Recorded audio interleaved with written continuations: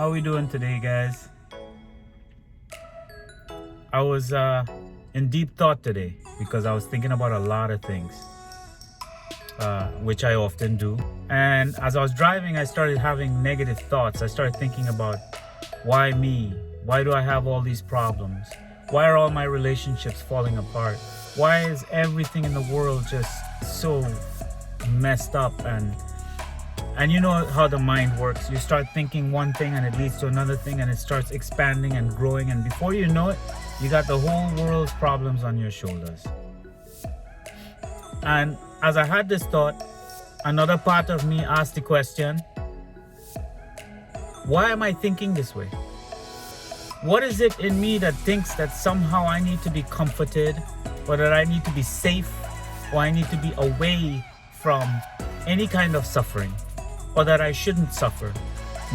I'm resisting what's happening, right? I'll give you an example.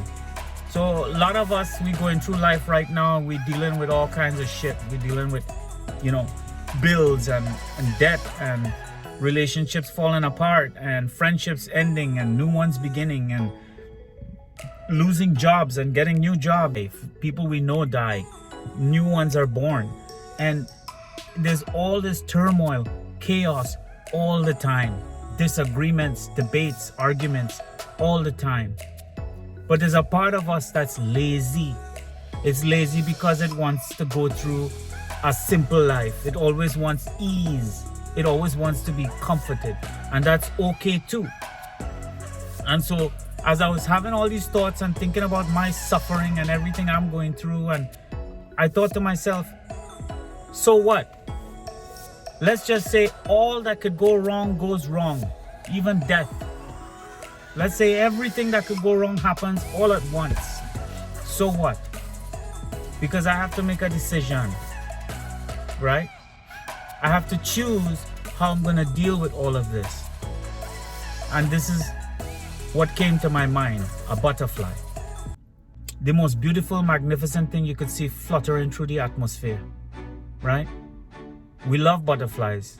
We see them and we think our heart fills with so much compassion and love and joy, which is why often we associate the butterfly with compassion and nature, the caring aspects of nature. We use the butterfly as a symbol. But how many of us stop to think about what it took for that butterfly to become a butterfly, to be appreciated? That butterfly started its life as a caterpillar, and it ate and ate and ate and moved and ate leaves and went from place to place. It traveled, it did all kinds of things to forage and find food. Then when it was right and mature enough, it started to spin itself into a cocoon, okay? And close itself off from the rest of the world. Follow me. It deals with so much turmoil. And then once it's ready, it goes into a cocoon. It isolates, it closes itself off from the world, goes into silence. And after a while, things begin to happen to this butterfly, or what is to become a butterfly, and a metamorphosis occurs. Pain ensues because the body of this creature starts sucking in and ripping off and pushing and pulling, and wings are sprouting, and all kinds of things are happening to this little creature, right? And it's inside of this cocoon, and it's trapped and it's stuck, and it's changing and shifting, and there's pain and there's hurt and there's suffering and there's agony and there's anguish. But it stays and it pushes through because it knows it has to complete its metamorphosis. It has to complete its transformation. It has to become a butterfly. And so its wings starts to push out of its back. Its legs start to sprout.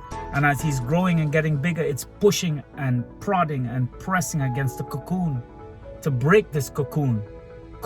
In this situation, the cocoon would be our world, Earth, our reality, right? So as he's suffering, he's growing, he's becoming something else. It's important we all remember that we are that butterfly. Every single one of us has to face this. We are the butterfly. We just don't recognize it yet. So Whenever you're in moments of despair and doom and gloom and depression and unhappiness, uneasiness, traumatic regurgitation, all these things that we all go through, it's important to stop and think and remember the butterfly. Because at the end of all the suffering and all the pain that it had to endure, it breaks through the cocoon and slowly starts shaking its way into life. And as it takes its first flight and flutters through the wind, you and I can appreciate that butterfly and say, look at how magnificent that creature is. Observe how it flutters effortlessly through the wind and goes and flows and lands on a leaf and then continues to a flower and does it so beautifully. But in order to get to be the butterfly, it had to endure metamorphosis, the change, the suffering to get there. And I think nature always shows us examples of this. And somewhere in our humanity, we have gotten complacent. We have gotten lazy in accepting suffering as part of our own individual metamorphosis into a much larger collective butterfly. So we need to understand to be compassionate those around us who are going through that transformation, who are going through that metamorphosis. See the beauty. See that they are struggling, they are unhappy, they have all these issues, they're in pain, but they need to be encouraged to push through and know that when they get to the other side, they're going to be the most magnificent creature that anyone has ever seen. They are going to be a butterfly.